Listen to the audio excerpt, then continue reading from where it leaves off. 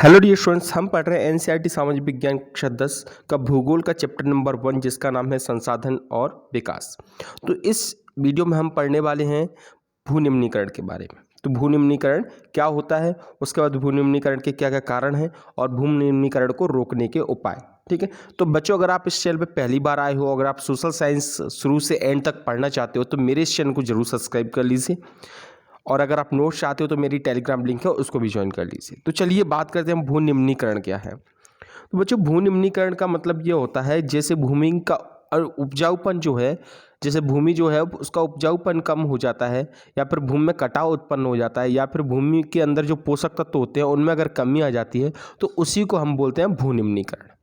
ठीक है बच्चों, जब जब पोषक तत्वों की कमी आ जाती है तो भूमि जो होती है वो अनुपजाऊ हो जाती है, यानी कि उसमें हम कोई फसल बोएंगे तो वो कम से कम होगी या फिर उसमें जो पौधा है वो बड़ा होगा ही नहीं, यानी छोटा होगी, वो वहीं की वहीं खत्म हो जाएगा। तो वो इसके लिए हो जाएगा क्योंकि उसमें जो पोषक तत्व हैं उनकी कमी आ जाती है। तो इसी को हम बोलते हैं भूनिम्नीकरण। भूनिम्नीकरण से क्या होता है बच्चों, किसी पौधे में जो उससे लवड़ीय जो होता है, जैसे क्षारीयपन होता है, जैसे आपने देखा हो किसी भी जो मिट्टी होती है उसका जो पीएच मान होता है वो 7 से कम हो जाता है, तो जो मिट्टी होती है वो कैसी हो जाती है, क्षारीय हो जाती है। ठीक है बच्चों, तो भूनिम्नीकरण की डेफिनेशन को समझ लेते हैं। तो भूनिम्नीकरण है, भूनिम्नीकरण से आशय तात्पर्य मृदा अपरदन। मृदा अपरदन का मतलब होता है मिट्टी का कट जाना, पौधे में पोषक तत्वों की कमी।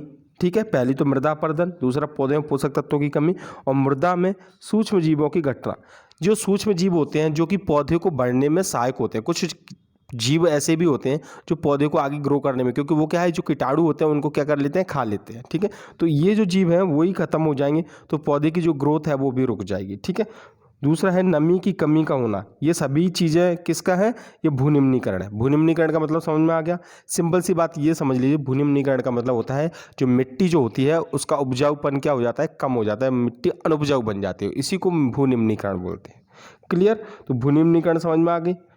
भूनिम्नीकरण के कारण भूमि की उत्पादकता में अस्थायी या स्थायी रूप पर कमी आ जाती है। स्थायी मतलब क्या होता है, स्थायी मतलब होता है कि कभी अगर हम उसमें कुछ भी बोएं और उस पर कभी होगा ही नहीं कुछ भी। ठीक है, पौधा थोड़ा सा बड़ा होगा या फिर उगेगा ही नहीं, तो यानी कि भूमि जो है वो स्थायी रूप से क्या हो गई, अनुपजाऊ हो गई। क्लियर, तो भूमि का अनुपजाऊ होना ही क्या कहलाता है बच्चों, भूनिम्नीकरण कहलाता है। क्लियर हो गया यहाँ तक। अब भूनिम्नीकरण के कारण क्या क्या है तो हम पढ़ेंगे। सबसे पहले भूनिम्नीकरण का जो कारण है, आप इसको लिखते भी जा सकते हो। अगर आप इसके नोट्स चाहते हो तो इसके नोट्स के लिए आप मेरी टेलीग्राम लिंक और जो भी लिंक दिए उन सबको आप ज्वाइन कर सकते हो, जो भी आपके पास पॉसिबल है वहाँ से मैं आपको नोट्स प्रोवाइड करा दूंगा, पूरी आपको नोट्स की जानकारी मिल जाएगी। तो देखिए सबसे पहले भूनिम्नीकरण के कारण क्या क्या है बच्चों। तो सबसे पहला है अत्यधिक सिंचाई। ठीक है, ज़्यादा सिंचाई करने से मृदा का कटाव होता है, मिट्टी का कटाव होता है, मिट्टी कट जाती है और कंकड़ पत्थर बचते हैं, तो भी क्या है, भूनिम्नीकरण हो जाता है। क्लियर, तो यहाँ पे क्या लिखा है, इसके कारण देश के उत्तरी मैदानों में लवणीय व क्षारीय क्षेत्रों में वृद्धि हुई है। ठीक है, ज़्यादा सिंचाई, ज़्यादा पानी के बहाव से क्या है, मिट्टी जो है वो कैसी हो गई, लवणीय हो गई और क्षारीय हो गई है। सिंचाई मृदा की संरचना को बदल देती है, यानी कि अत्यधिक ज़्यादा से ज़्यादा सिंचाई, यानी कि पर्याप्त मात्रा में सिंचाई होगी तो वो तो बहुत ज़्यादा लाभकारी होती है, लेकिन ज़्यादा से ज़्यादा अगर पानी भरा होगा खेत के अंदर तो मिट्टी को कैसा बना देता है, अनुपजाऊ बना देता है। तो पहला कारण समझ में आ गया बच्चों। ठीक है, सेकंड है यहाँ पे अत्यधिक रासायनिक उर्वरकों का प्रयोग। कौन से उर्वरकों का प्रयोग, रासायनिक उर्वरक। अब रासायनिक उर्वरक क्या होते हैं बच्चों, अब जानते हो जो खाद जो आपको मार्केट में मिलती है वो रासायनिक उर्वरक। अगर हम अत्यधिक रासायनिक उर्वरकों का कीटनाशकों का प्रयोग करने के कारण कई प्राकृतिक, भौतिक और जैविक गुण जो होते हैं मिट्टी के वो क्या हो जाते हैं, नष्ट हो जाते हैं। ठीक है, ज़्यादा से ज़्यादा रासायनिक चीज़ों का प्रयोग करते हैं, खादों का प्रयोग करते हैं तो जो मिट्टी का उपजाऊपन है वो क्या हो जाता है, कम हो जाता है, तो उसका उपयोग कम करना चाहिए। तीसरा है औद्योगिक अपशिष्ट। औद्योगिक अपशिष्ट क्या होते हैं बच्चों, औद्योगिक अपशिष्ट वो पदार्थ होते हैं जो फैक्ट्रियां जो होती हैं उनमें क्या है, कई दवाइयाँ बनती हैं, कई प्रोडक्ट तैयार होते हैं, तो उनके जो केमिकल्स जो बाहर निकलते हैं, ठीक है, तो वो केमिकल्स जो होते हैं उनको ही क्या बोला जाता है, अपशिष्ट बोला जाता है। वो अपशिष्ट पदार्थ अगर मिट्टी पे डाल देंगे तो मिट्टी क्या हो जाती है, अनुपजाऊ हो जाती है। क्लियर, तो क्या है, उद्योगों से निकलने वाले अपशिष्टों के कारण भी मृदा कैसी हो जाती है, लवणीय हो जाती है। क्लियर, आपको बात समझ में आ गई। उसके बाद आता है लास्ट यहाँ पे नगरीय अपशिष्ट। नगरीय अपशिष्ट क्या होता है, जैसे सिटी के अंदर, शहर के अंदर लोग कूड़ा करकट कहीं पे भी फेंक देते हैं। ठीक है। कूड़ा करकट फेंक देंगे, जो सीवीज वगैरह का जो भी पानी है, कचरा, गंदगी जो भी है वो कहीं पे भी फेंक देते हो। इससे भी क्या होता है बच्चों, जो मिट्टी होती है वो अनउपजाऊ हो जाती है, मिट्टी की जो उत्पादकता होती है वो क्या हो जाती है, कम हो जाती है। तो क्या है यहाँ पे हम बोलेंगे नगरों से निकला कूड़ा करकट भूमि का निम्नीकरण करता है। क्लियर। और नगरों से निकला जलमल और अपशिष्ट मृदा को क्या कर देता है, प्रदूषित कर देता है। यहाँ तक बात समझ में आ गई, आपको याद हो जाएगा। उसके बाद लास्ट है यहाँ पे अम्ल वर्षा। अम्ल वर्षा क्या होता है, देखिए बच्चों, अम्ल वर्षा का मतलब ये होता है जैसे जो आपने देखा होगा फैक्ट्रियों के में जो चिमनियाँ लगी होती हैं, अब वो धुआं क्या होता है, ऊपर जाता है और धुएं में कई केमिकल्स होते हैं, कई ऐसे हानिकारक पदार्थ होते हैं जो कि वायुमंडल में ऊपर जम जाते हैं और जब बारिश होती है तो वो ज़मीन पे आ जाते हैं। तो इस वर्षा को हम क्या बोलते हैं, अम्ल वर्षा बोलते हैं। अम्ल वर्षा से भी जो मिट्टी का उपजाऊपन है वो क्या हो जाता है, कम हो जाता है। तो क्या है, कारखानों से निकलने वाली गंधक अम्लीय वर्षा का कारण है। क्लियर। इससे मृदा की अम्लता बढ़ती है, इससे मृदा में क्या है, अम्लता बढ़ जाता है। और जब अम्लीयता बढ़ जाती है तो मिट्टी का उपजाऊपन क्या हो जाता है बच्चों, कम हो जाता है। अब बात करते हैं हम यहाँ पे नेक्स्ट, भू निम्नीकरण को रोकने के उपाय। भू निम्नीकरण को कैसे कैसे रोका जा सकता है, उसके क्या क्या उपाय हैं। तो सबसे पहला है वन रोपण। जब हम ज़्यादा से ज़्यादा पौधे जब लगाएंगे तो क्या होगा, तो भूमि का जो कटाव है वो रुक जाएगा और भू निम्नीकरण भी कम हो जाएगा। तो यहाँ पे है अत्यधिक मात्रा में वन रोपण करके मृदा के निम्नीकरण को रोका जा सकता है। क्लियर हो गया। अगला है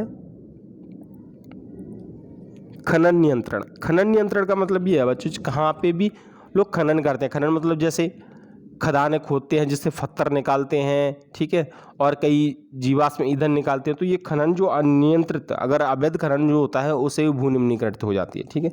तो क्या है, अवैध खनन नियंत्रित करके मृदा के निम्नीकरण को रोका जा सकता है।